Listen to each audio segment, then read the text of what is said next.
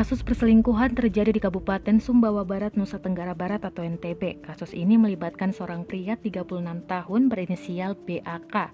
Ia merupakan warga desa Labuhan Lalar, Kabupaten Sumbawa Barat. Pria beristri ini menjalin cinta terlarang dengan wanita asal Lombok berinisial N. Akibat perbuatannya itu, N mengandung bayi dari BAK. N kemudian melapor kepada Kepala Desa Labuhan Lalar serta Babin Kamtimas setempat atas kejadian ini. N dan BAK dipanggil dan dilakukan mediasi secara kekeluargaan pada Minggu 22 Agustus 2021. Masalah tersebut akhirnya diselesaikan secara kekeluargaan. Istri BAK yang ikut dalam mediasi pun hanya bisa pasrah dan mengizinkan suaminya menikahi N. Dengan pengorbanan sang istri, masalah tersebut tidak dibawa ke meja hukum. N diketahui merupakan selingkuhan BAK. Babin Kamtimas Desa Labuhan Lalar Bribtu Agus Rahmat dalam laporannya melalui Kasih Humas Ibda Edi Soebandi membenarkan mediasi tersebut.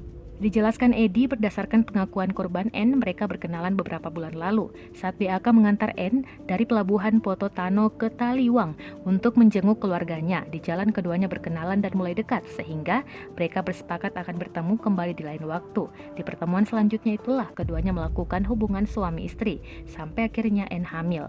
Untuk meminta pertanggungjawaban dari BAK, N langsung datang ke desa Labuan Lalar dan melaporkan perihal kehamilannya. Keduanya langsung dipanggil untuk dilakukan mediasi.